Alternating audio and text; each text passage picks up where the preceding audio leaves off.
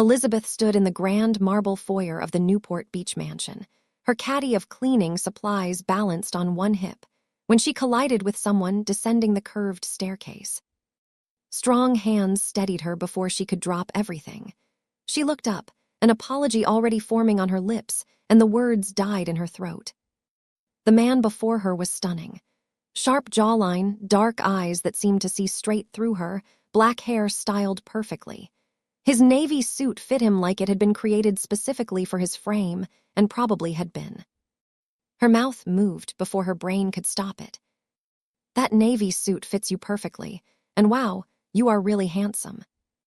The silence that followed felt like it lasted an hour. Elizabeth's face burned as her brain finally caught up with her runaway mouth. The man, Chan-woo Park, froze mid-step.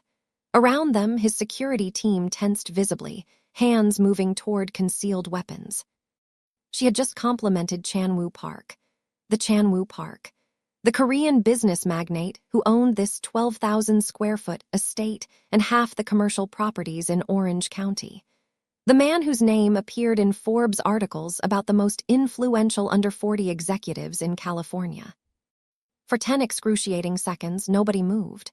Nobody breathed. Then Chan-woo did something that shocked everyone in that foyer. He smiled. Not a polite business smile or a dismissive smirk. A genuine, warm smile that transformed his usually stern features into something almost boyish. "Thank you," he said in accented English, his voice deeper than she expected. "What is your name?" His head of security looked like he might pass out. In the 3 years he had worked for Chan-woo, he had never seen his boss smile at anyone, let alone a staff member. Chan-woo did not do casual. He did not do warm. He certainly did not engage in hallway conversations with the cleaning crew. "Elizabeth," she stammered. "Elizabeth Washington, I'm so sorry, I shouldn't have." "It was honest," Chan-woo interrupted.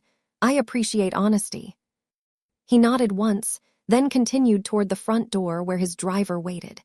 But as he reached for the handle, he paused and turned back to Mrs. Cho, the house manager. He spoke to her in rapid Korean, too quick for Elizabeth to catch more than a word or two. Mrs. Cho's eyes went wide, and she glanced at Elizabeth with an expression that was part surprise, part concern. Chan-woo left without another word, and Elizabeth stood there wondering what she had just done to her life. She was about to find out that one honest compliment had changed absolutely everything. 20 minutes later, Mrs. Cho found Elizabeth in the West Wing guest bathroom, scrubbing tile grout with more focus than necessary. "Elizabeth, please stop for a moment." The older woman's tone was carefully neutral, which immediately put Elizabeth on edge. In the 6 months she had worked for the Park estate, Mrs. Cho had been professional but kind. This voice was different. Official. "Am I fired?" Elizabeth asked, setting down her brush. "I know I shouldn't have said anything to Mr. Park. It was completely inappropriate and—" "You are not fired," Mrs. Cho interrupted. "Quite the opposite. Mr. Park has requested that you personally handle the cleaning of his private wing from now on." Elizabeth blinked. "I'm sorry, what?" "His bedroom, personal study, and library. You will clean these spaces 3 times per week." This made no sense. Chan-woo Park was famously private about his personal spaces. According to the other staff, only Mrs. Cho herself was permitted in his private wing.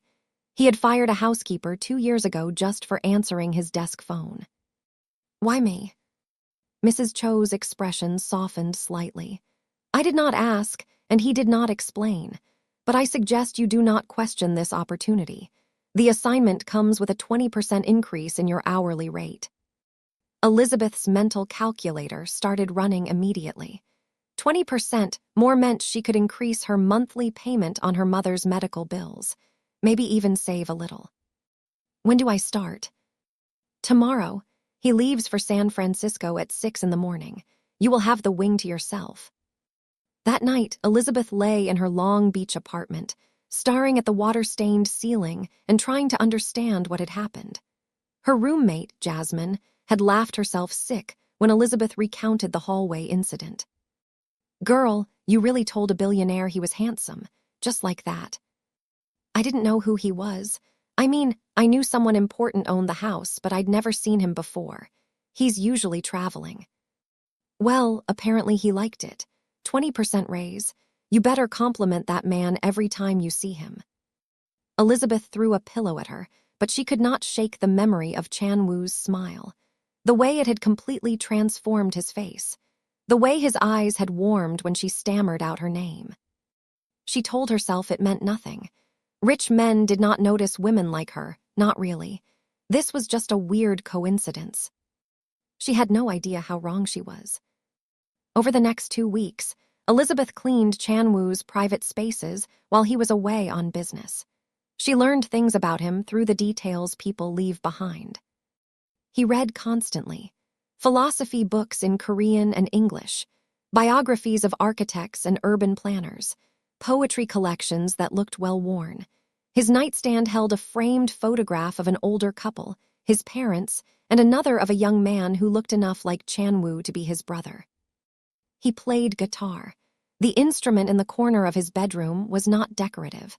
The calluses on the fingertips proved regular use. He was meticulously organized except for his desk, which was always covered in property development plans, zoning maps, and contracts covered in his precise handwriting. He drank green tea, not coffee. He kept his closet arranged by color and season. He collected vintage watches but wore the same 3 in rotation. Elizabeth told herself she was not fascinated. She was just observant. It was part of being good at her job. Then one Thursday evening, as she was finishing dusting his bookshelves, she heard the front door of the wing open. Chan Woo stood in the doorway of his study, still in a charcoal suit from whatever meeting he had just left. He looked tired, shadows under his eyes that had not been there 2 weeks ago. "I apologize," he said. "Mrs. Cho told me you would be finished by 6. "I'm running late. I'll get out of your way." Elizabeth gathered her supplies quickly, hyper-aware of his presence. "Wait." She froze. Chan Woo stepped into the study, then seemed to reconsider his positioning and moved to lean against his desk instead. Trying, she realized, to seem less intimidating. "I have a proposition for you. It will sound unusual, possibly insane, but I ask that you hear me out completely before responding." Elizabeth set down her caddy. "Okay. My family and soul has been pressuring me to marry. In Korean culture, at 32, I am considered late to settle down. My father has threatened to remove me from my position overseeing the American operations of our business if I do not produce a serious relationship soon." Elizabeth nodded slowly, unsure where this was going. "I need someone to pose as my girlfriend when my parents visit California next month. The arrangement would last approximately 6 weeks, including preparation time. You would attend family dinners, some business functions, and be seen with me publicly enough to convince my parents the relationship is genuine." He named a figure that made Elizabeth's knees weak. $50,000, more than she made in a year, enough to pay off the majority of her mother's medical debt from the lupus treatments that had buried their family financially. "Why me?" she managed to ask. Chan Woo's expression softened in a way that reminded her of that smile in the foyer. "You are the first person in 5 years who looked at me like I was just a man in a nice suit, not a business opportunity, not a weapon, not the Park family heir, just a man."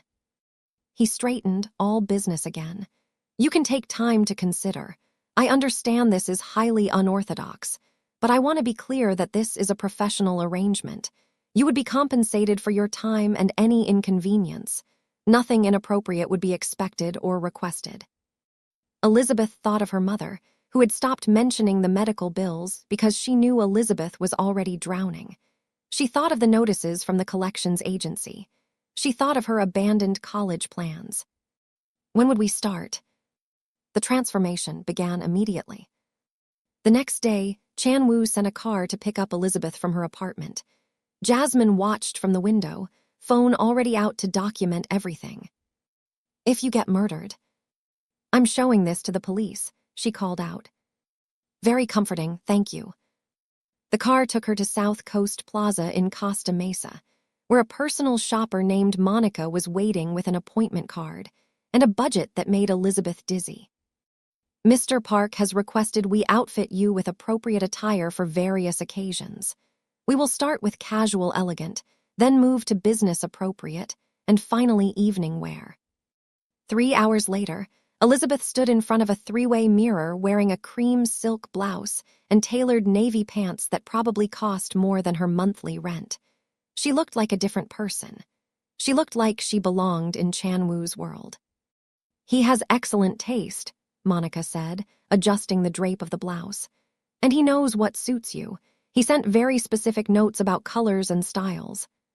"He did." Monica showed her the email. Chan-woo had written detailed preferences, nothing too trendy, classic cuts that would not feel costume-like, colors that would complement her skin tone, comfortable shoes because he refused to be responsible for her suffering in stilettos. Something about that last note made her chest feel warm. That evening, Chan-woo invited her to dinner at his estate to begin what he called preparation. They sat in his private dining room, a space more intimate than the formal dining hall, with floor-to-ceiling windows overlooking the ocean. The sun was setting, painting everything gold and orange. "You need to know about my family to make this convincing," Chan-woo said, pouring her a glass of wine. "My father, Park De-young, built our commercial empire from nothing. He started with one small restaurant in Seoul and turned it into a multinational business with interests in commercial real estate, hospitality management, and property development." "He sounds impressive." "He is ruthless," Chan-woo corrected. "Brilliant but ruthless. He does not tolerate failure or weakness. My mother is more traditional. She cares about family reputation, grandchildren, maintaining proper appearances." He paused, his fingers tightening around his wine glass. "I had an older brother, Junho. He died 5 years ago in a car accident." "I'm so sorry." "He was driving home from a meeting with our father. They had argued about Junho's engagement to a woman our father had not approved. Junho was upset, drove too fast, lost control on Pacific Coast Highway." The pain in Chan-woo's voice was old, but not healed. "After his death, all the family expectations transferred to me. I became the sole heir. Every decision I make is scrutinized, every relationship questioned. The pressure is significant." Elizabeth understood pressure. Different kind, but she understood. "My turn?" she asked. Chan-woo nodded, and she appreciated that he did not make it a demand. "I grew up in Inglewood. My mom, Patricia, raised me by herself. My dad left when I was 4. She worked 3 jobs to keep us afloat. I was going to community college, planning to transfer to Cal State Long Beach for elementary education. I want to be a teacher." "Why past tense?" "Mom got diagnosed with lupus 2 years ago. The medical bills started piling up. Insurance covered some, but not enough. I dropped out to work full-time. Took the position at your estate because it paid better than retail." She did not mention the collections calls or the nights she lay awake doing math that never worked out. He could probably guess. "What would you do if money was not an issue?" Chan-woo asked. Nobody had ever asked her that before. "Finish my degree, teach 2nd or 3rd grade. Those years when kids still think learning is magic before they get self-conscious about being smart. I'd have a classroom with plants and books and those comfortable reading corner pillows." She laughed self-consciously. "Sorry, that was specific." Do not apologize for having detailed dreams. Most people cannot articulate what they want beyond vague concepts of happiness. They talked for 3 more hours.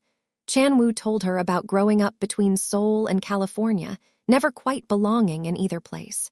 She told him about her childhood dream of traveling, of seeing places beyond California. When his driver took her home that night, Elizabeth realized she had not thought about the arrangement as a job for the last 2 hours. She had just enjoyed talking to him. That was dangerous, and she knew it. Over the next 2 weeks, they fell into a routine. Dinners 3 times a week where they built their cover story and learned each other's histories. Public outings to be seen together, casual coffee runs where Chan-woo's security maintained a discreet distance. Elizabeth learned that Chan-woo took his coffee black, hated olives, and had a dry sense of humor that caught her off guard.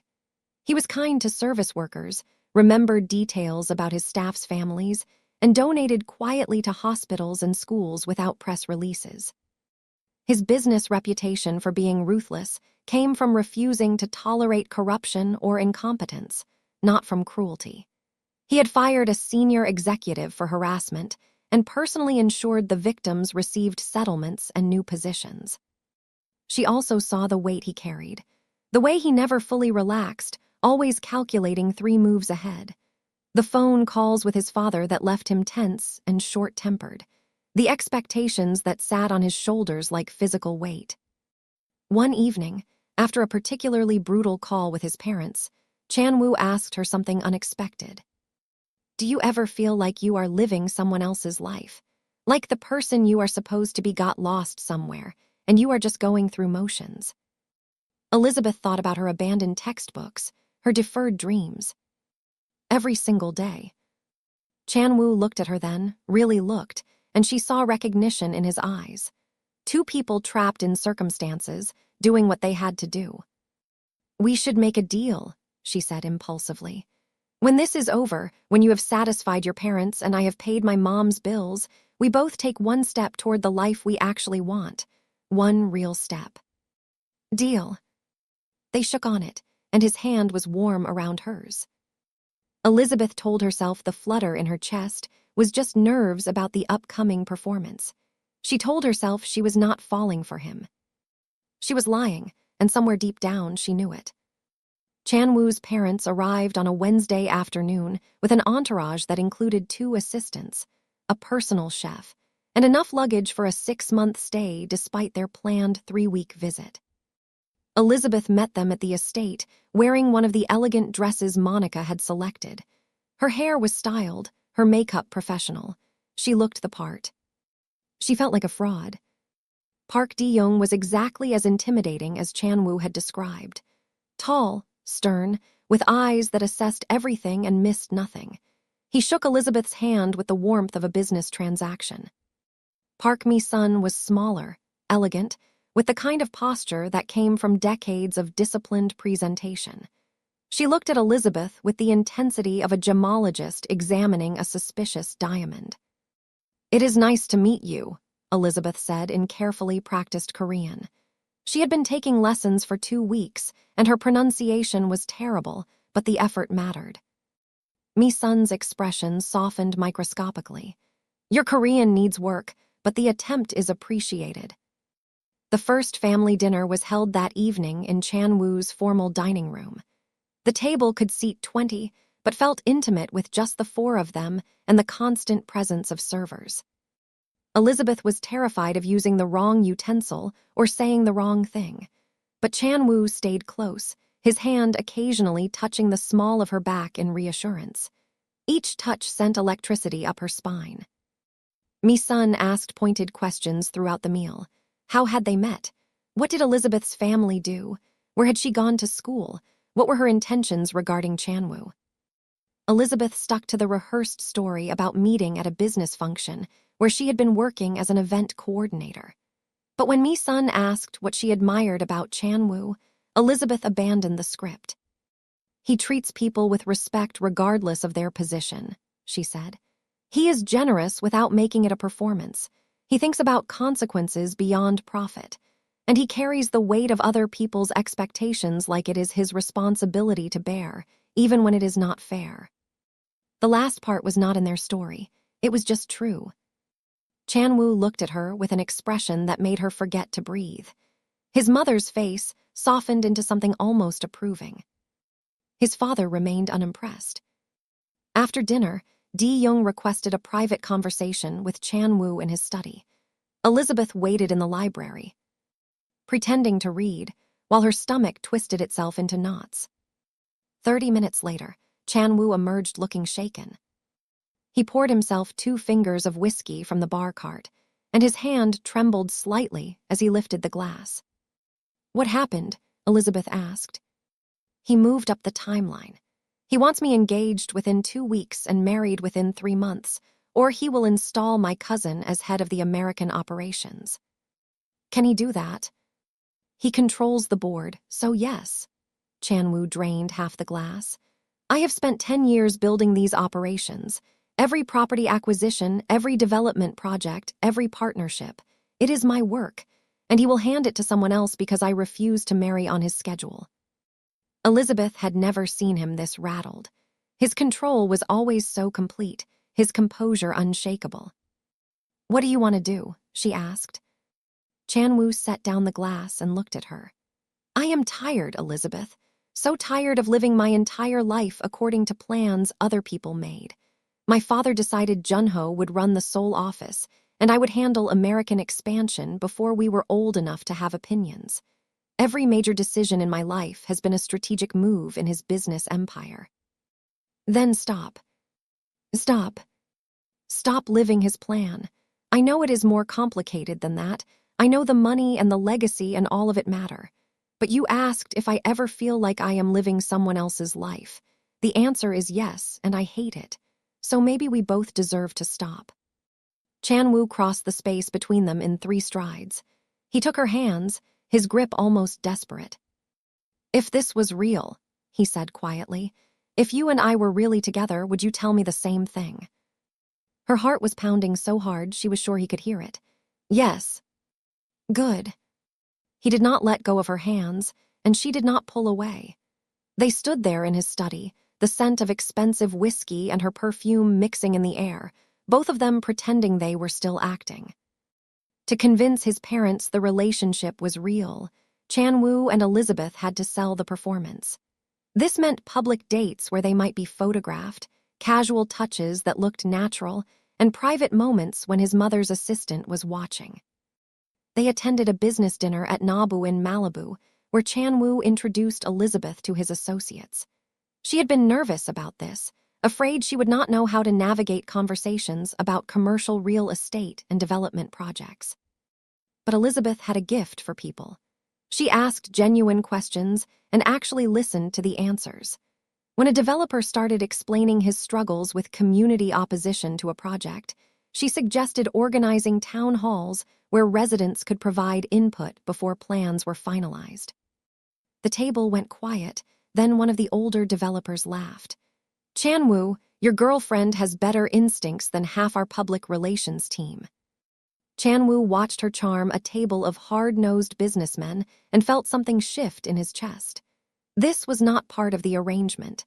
This strange pride in watching her shine. After dinner, they walked on the beach.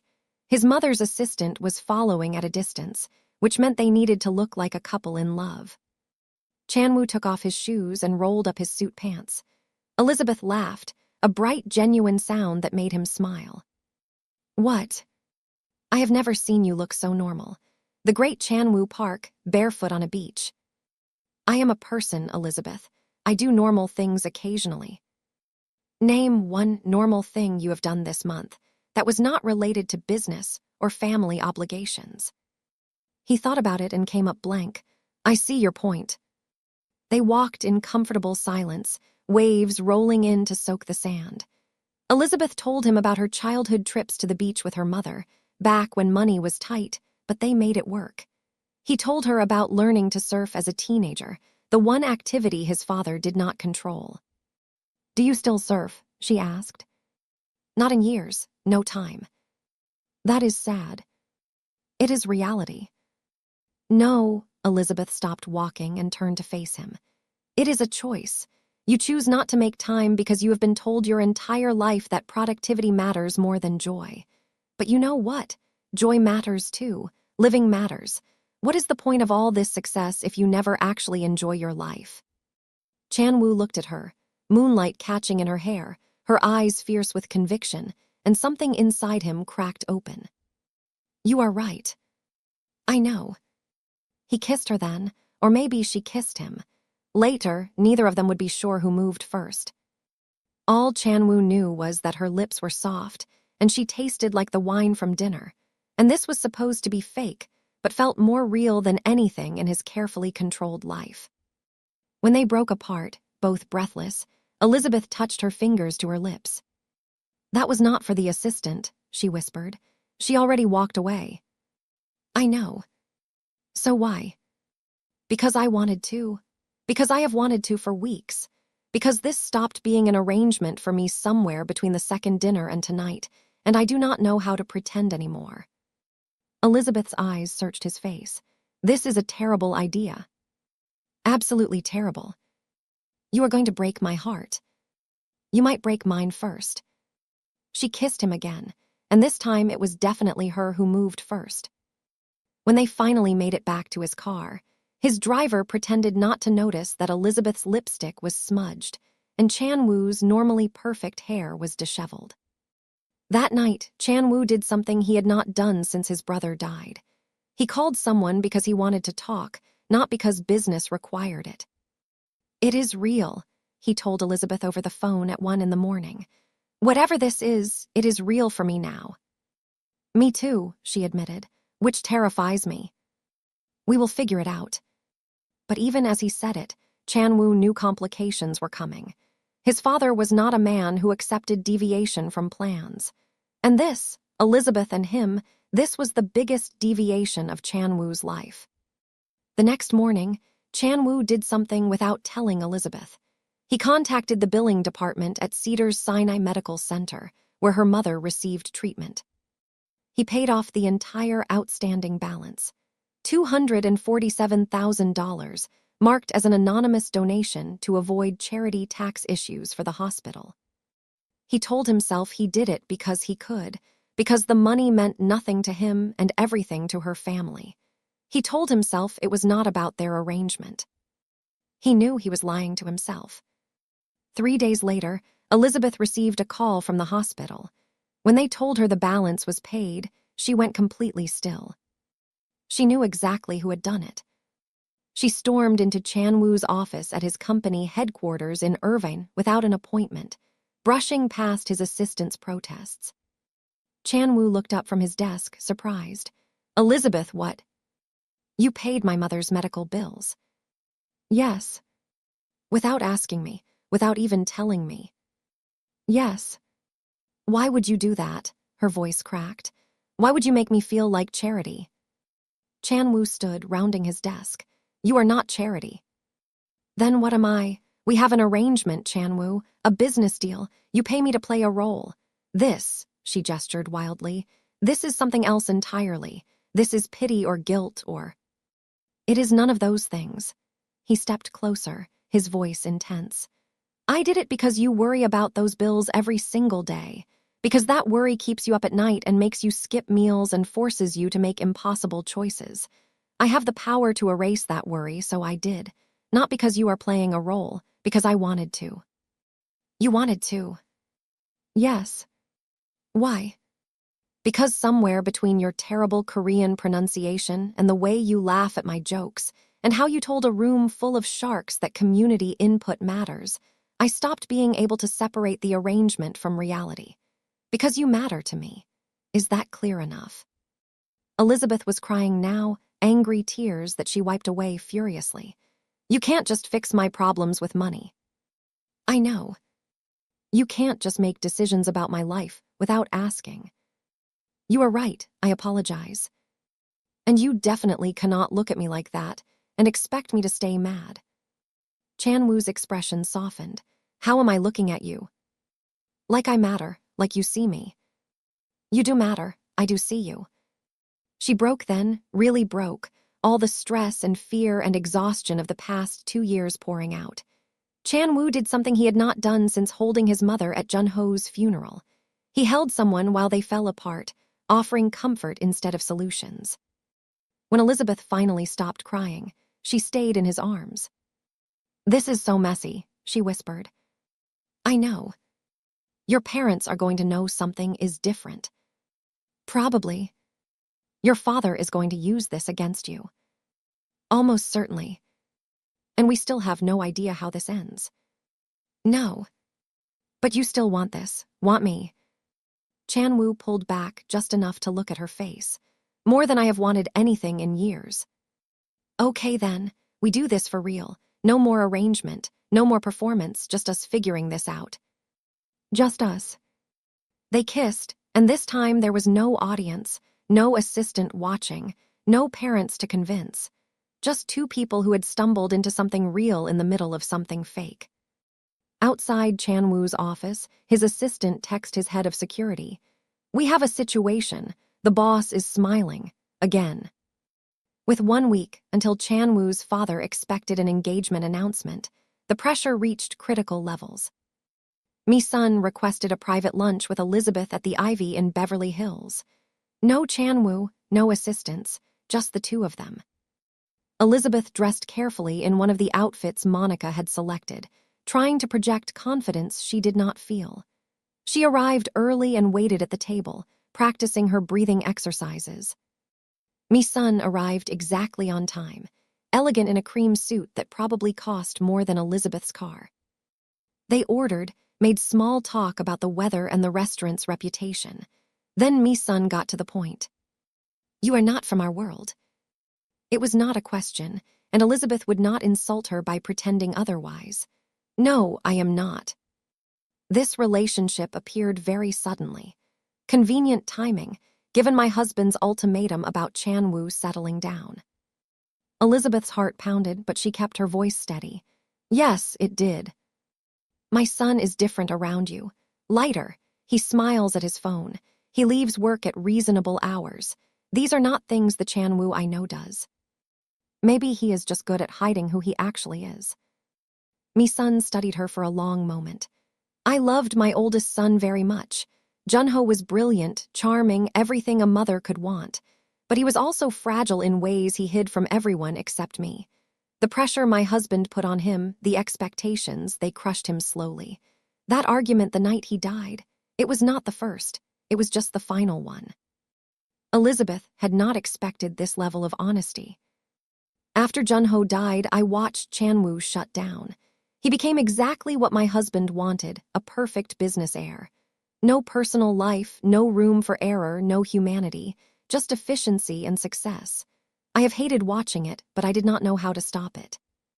Mi-sun reached across the table and took Elizabeth's hand. "I do not care about your background or your family's status or any of the things my husband will obsess over. I care that my son has light in his eyes again. I care that he is fighting for something he wants instead of accepting what he is told. Do you understand what I am saying?" "I think so. If you hurt him, I will make your life very difficult. But if you love him, truly love him, then you have my support, even against my husband." She released Elizabeth's hand and pulled a small jewelry box from her purse. Inside was a delicate bracelet, clearly antique, with jade stones set in gold. "This belonged to my mother. She wore it when she married my father despite both families opposing the match. She always said it brought her courage. I want you to have it." Elizabeth stared at the bracelet, understanding the weight of what was being offered. "I cannot accept this. It is a family heirloom." "You are going to be family. At least, I hope you are. My son does not bring women home, Elizabeth. He does not talk about his feelings or make impulsive decisions. The fact that he is doing all of these things tells me you are different, important." The bracelet felt heavy on Elizabeth's wrist as they finished lunch. Mi-sun told her stories about Chan-woo as a child, the sweet boy who hid under his bed reading poetry and cried when his goldfish died. "He pretends to be so hard," Mi-sun said, "but he feels everything deeply. He always has. Protect that part of him. My husband will try to destroy it." That evening, Elizabeth returned to the estate to find Chan-woo and his father in a confrontation that could probably be heard from the beach. She stood in the hallway outside Di-young's temporary study, not meaning to eavesdrop, but unable to walk away. "You think I do not see what you are doing?" Di-young's voice was cold with fury. "This sudden relationship, this convenient girlfriend who appeared exactly when needed. Her name is Elizabeth. I do not care what her name is. I care that you are attempting to manipulate me with this performance. You are the one who demanded I produce a relationship. I did exactly what you asked. Do not play semantic games with me. I know the difference between a real relationship and a staged one. The question is whether you do." There was a long silence. Then Chan-woo said something that made Elizabeth's breath catch. It started as an arrangement. I will not lie about that. I needed someone to convince you I was settling down, and she needed money for her mother's medical treatment. It was transactional. Elizabeth's chest tightened. Hearing it stated so baldly hurt, even though it was true. But somewhere between the first dinner and now, it became real. I fell in love with her, father. Actually, genuinely fell in love. For the first time in my life, I chose something for myself instead of accepting what you decided was best, and I will not apologize for that. De-young's laugh was bitter. Love, you sound like your brother. Look where his romantic notions got him. Junho died because you pushed him past his breaking point. I will not let you do the same to me. Then you leave me no choice. De-young's voice went deadly quiet. You will propose to this woman publicly at the business gala in 3 days. You will do it in front of investors, partners, and media. If the proposal appears genuine, if I believe this relationship is real, then I will respect your choice. But if I have any doubt, any sense that this is a performance, I will remove you from your position immediately. And I will ensure you never work in commercial development again. Do we understand each other? Perfectly. 3 days, Chanwoo. Prove to me this is real. Elizabeth heard footsteps and quickly retreated before De-young could find her listening. She made it to the library before Chanwoo found her. He looked exhausted, furious, and somehow vulnerable all at once. How much did you hear? He asked. Enough. Elizabeth. You told him you love me. Chanwoo went very still. Yes. Did you mean it, or was that part of convincing him? He crossed the library in 3 strides and cupped her face in his hands. I meant every word. I am in love with you. Completely, terrifyingly in love. And I should have told you first before I told him before anyone. But the truth came out in the middle of defending you, defending us, and I cannot take it back. I will not take it back. Elizabeth kissed him, pouring every complicated feeling of the past month into it. When they broke apart, she whispered against his lips, I love you too, just so we are clear. Chanwoo made a sound between a laugh and a sob and pulled her against his chest. They stood there in his library, holding each other while his family's expectations pressed down from all sides. 3 days, Elizabeth said. We have 3 days to convince your father this is real. It is real. I know, but he does not believe in real. He believes in strategy and leverage and control, so we give him a performance so genuine he cannot deny it. Chanwoo pulled back to look at her. What do you have in mind? You proposed to me once already in your study when this was still an arrangement. Propose again. But this time, mean every word. Do not think about your father or the investors or the cameras. Just ask me, really ask me, and I will give you a real answer. Elizabeth Washington, will you marry me? She smiled. Ask me again in 3 days. The business gala was held at the Montage in Laguna Beach, a resort perched on cliffs overlooking the Pacific. 300 guests attended, representing the most influential people in Chanwoo's professional world. Investors from Seoul who controlled billions in development capital. American partners who managed Chanwoo's largest properties.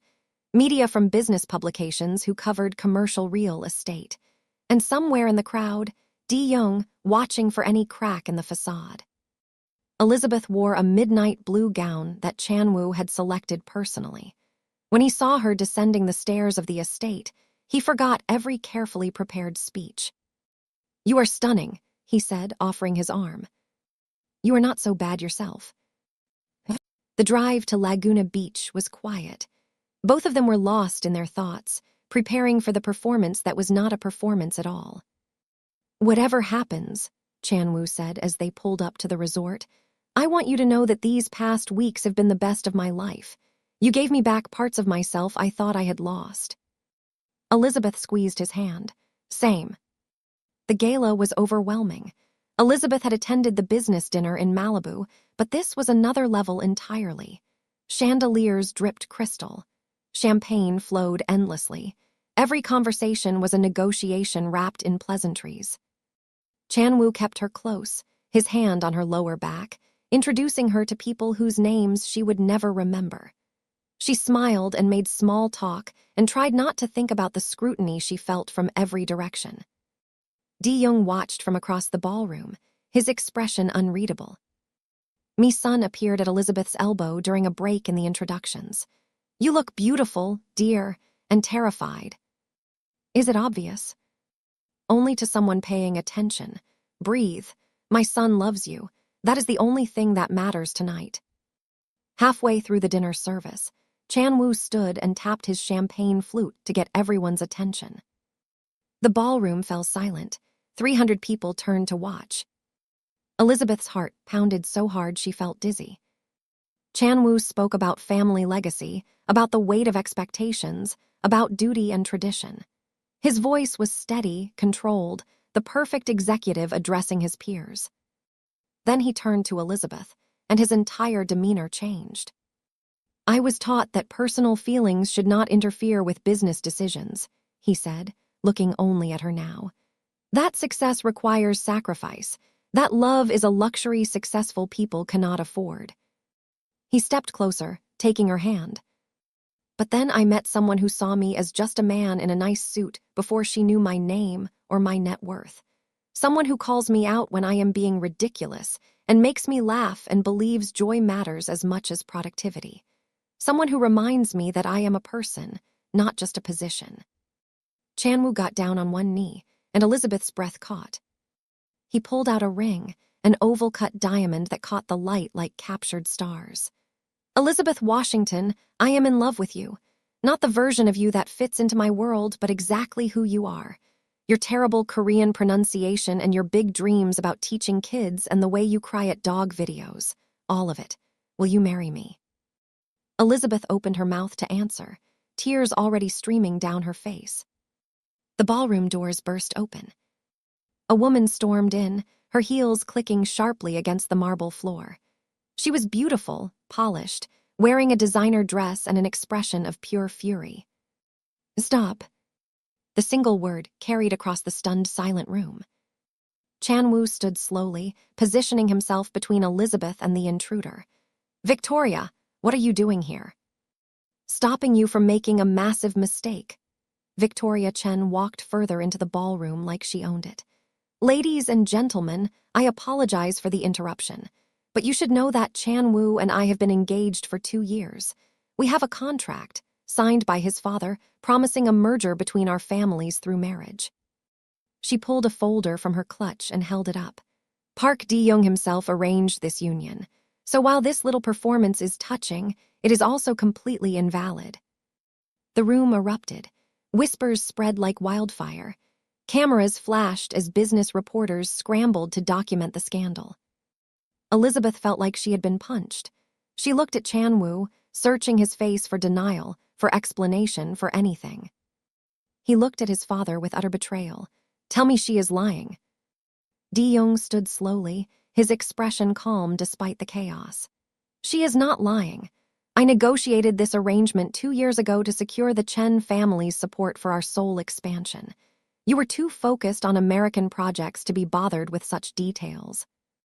"Details? You promised me to someone without my knowledge." "I made a strategic decision for the family business.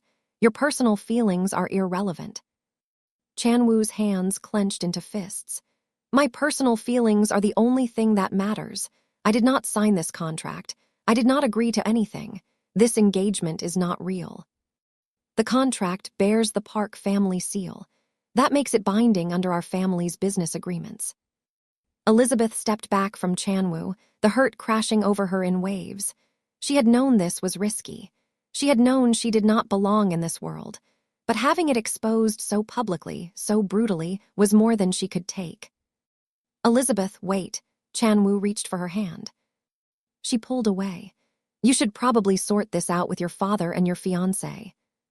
"She is not my fiancé. You are, you." "I have not answered your proposal yet." Elizabeth's voice broke. "And now I do not think I can." She gathered her dress and walked toward the exit, past the staring crowd, past the flashing cameras, past the wreckage of the most perfect moment of her life. Chan-woo started to follow, but Di-young's voice stopped him. "Let her go. You have more important matters to address." Chan Wu turned to face his father, and everyone in that ballroom took an unconscious step back. They had never seen Chan Wu Park look truly dangerous before. You want to talk about important matters? Fine, let's talk.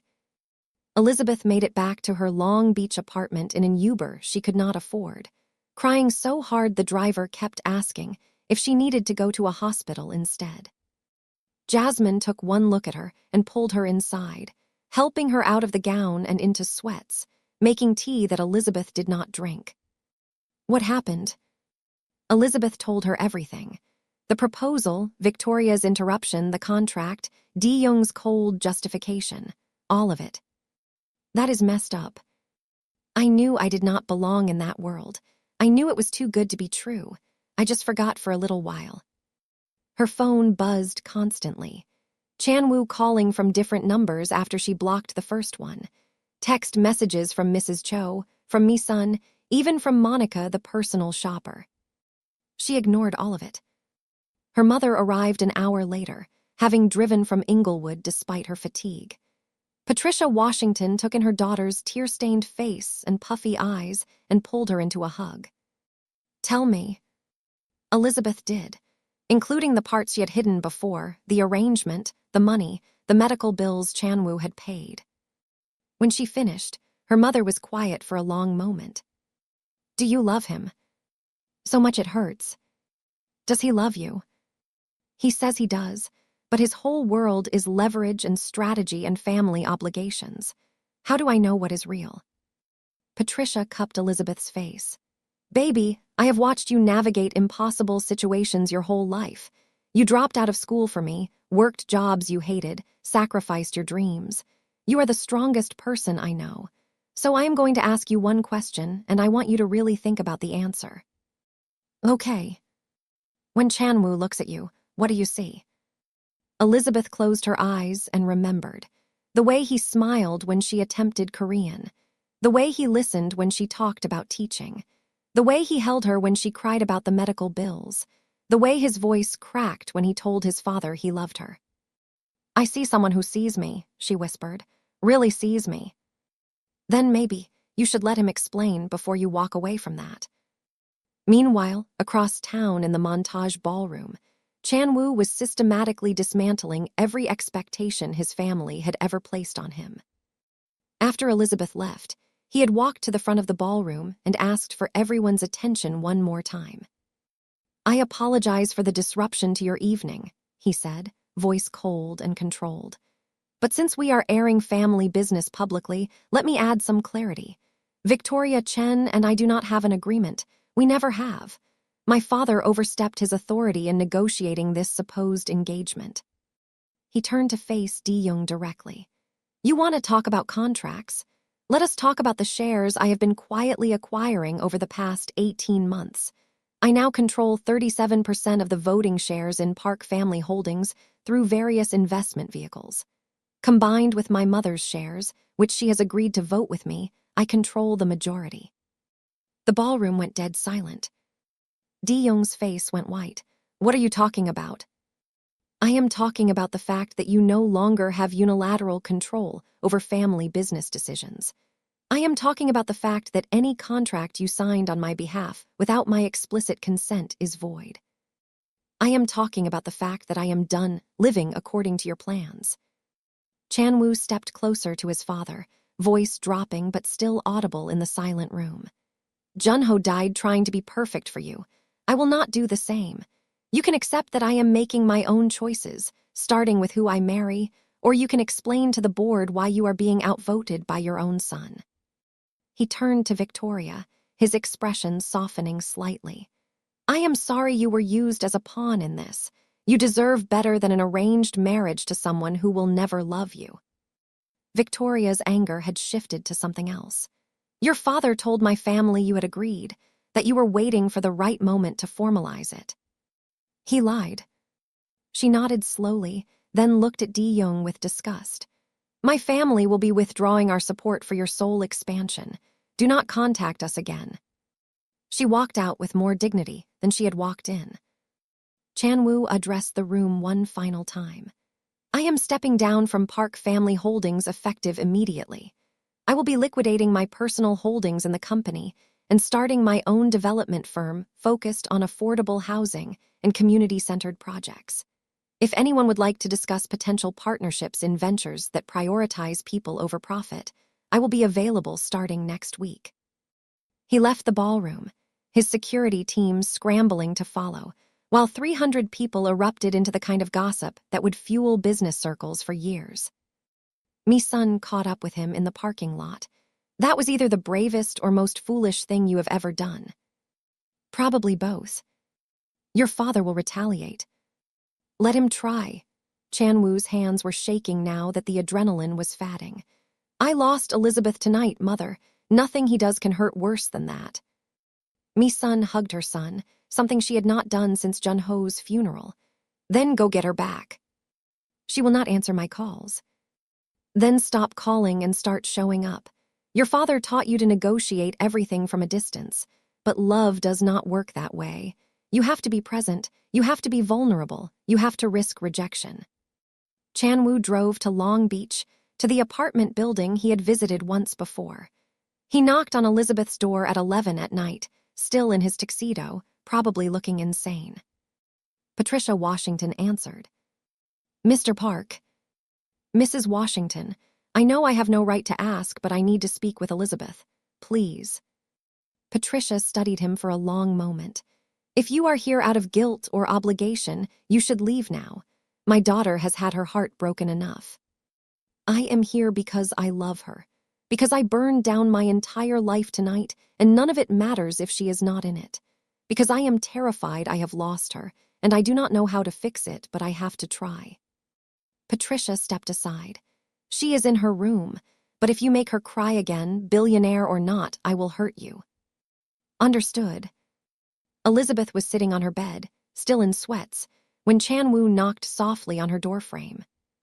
She looked up, and his heart broke at the pain in her eyes. Can I come in? She nodded. Chan-woo sat on the edge of her bed, careful to maintain space between them. He told her everything. The shares he had been acquiring, the confrontation with his father, the dissolution of Victoria's fake engagement, his resignation from the family business. I am starting over, he said. New company, new focus, new life, and I want you in it. Not because of an arrangement or because you fit some role, because I love you, because you make me better, because I do not want to build anything that does not have you in it. Elizabeth was crying again, but different tears this time. You really quit. Sent the resignation email from the car. Your father is going to make your life hell. Probably, but I have been living in hell trying to be who he wanted. I would rather face his anger and be myself. What if you resent me later? What if you regret giving up everything? Chan-woo took her hands gently. Elizabeth, listen to me. I did not give up anything that mattered. I gave up a position that was killing me slowly. I gave up family expectations that would have destroyed me like they destroyed Jun-ho. What I kept, what I chose, is the possibility of building something real. With you. I am so scared. Me too. I have no idea what happens next. I have never done anything without a strategic plan and 3 backup options. This is terrifying. Elizabeth laughed through her tears. We are a mess. We are, but maybe that is okay. Maybe mess is where real life happens. She kissed him, soft and tentative like they were starting over. Ask me again.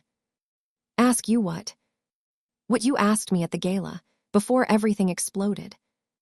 Chan-woo slid off the bed onto one knee, right there in her tiny bedroom with the water-stained ceiling and the second-hand furniture. He pulled out the ring that had somehow survived the evening's chaos. Elizabeth Washington, I am in love with you, all of you. Your strength and your kindness and your terrible Korean and your big dreams. I want to build a life with you. Not the life my father planned or the life that looks good on paper, but the messy, real, imperfect life we choose together. Will you marry me? Elizabeth pulled him up and kissed him. Yes, 1,000 times yes. Patricia knocked on the doorframe. I am happy for you both, but Chan-woo, you should probably go home now. It is late, and you two need to do this properly. Chan-woo laughed. Yes, ma'am. At the door, he turned back to Elizabeth. We have a lot to figure out. We do. But we will figure it out together. Together.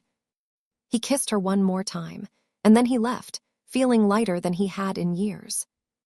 3 months later, Elizabeth stood in front of her new second-grade classroom at an elementary school in Inglewood, arranging the comfortable reading corner she had always dreamed of. She had returned to Cal State Long Beach part-time, taking evening classes toward her teaching credential.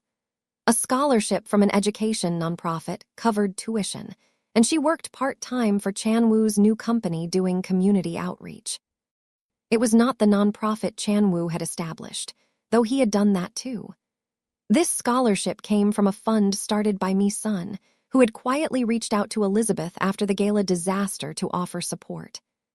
Chan-Woo's new development company, Park Community Developments, had broken ground on its first project in Inglewood. Affordable housing with community spaces designed with input from actual residents. Elizabeth had led the town halls where neighbors shared what they needed. The project was smaller than anything Chan-Woo had done before, less prestigious, less profitable. But when he talked about it, his eyes lit up in a way they never had discussing luxury high-rises. His father had, as predicted, retaliated. He had tried to block permits, spread negative press, and pressure investors to withdraw from Chan-Woo's projects. Some of it had worked. Chan-Woo's new company was struggling more than he admitted. But he showed up every day with determination that Elizabeth found inspiring. Mi Sun had gradually rebuilt her relationship with Chan-Woo, attending project briefings and offering contacts when she could. Di-young remained unmoved, but Chan-Woo was learning to live with his father's disapproval. Victoria Chen had sent an apology note 2 weeks after the gala, admitting that she had been pressured by her own family and wishing them well. She had started her own investment firm and occasionally sent projects Chan-Woo's way. Elizabeth and Chan-Woo got married on a Saturday in October at the Huntington Library in Pasadena. 24 people attended. Patricia, Jasmine, Mrs. Cho, Mi Sun, a handful of Chan-Woo's former colleagues who had remained loyal, and some of Elizabeth's friends from school. No press, no spectacle, no 300 guests evaluating everything. Just 2 people choosing each other in front of the people who mattered. Elizabeth wore a simple dress she picked out herself. Chan-Woo wore the navy suit she had complimented that day in the foyer, because he was sentimental in ways that surprised her. They wrote their own vows. Elizabeth promised to keep calling him out when he worked too much. Chan-Woo promised to keep learning terrible Korean along with her. They both promised to build a life based on what they wanted, not what anyone expected. At the reception, held in the library's garden, Mi Sun pulled Elizabeth aside. "I never thanked you properly." "For what?" "For giving me back my son. The real version, not the hollow executive my husband created. You saved him." "We saved each other," Elizabeth said. As the sun set, Chan-Woo found Elizabeth standing by the koi pond. Looking peaceful. "What are you thinking about?" he asked, wrapping his arms around her from behind. "About how 6 months ago I was cleaning your house and trying to figure out how to pay my mom's medical bills. And now I am married to you and starting my teaching career, and somehow this is my actual life." "Regrets?" "Not even a little. You."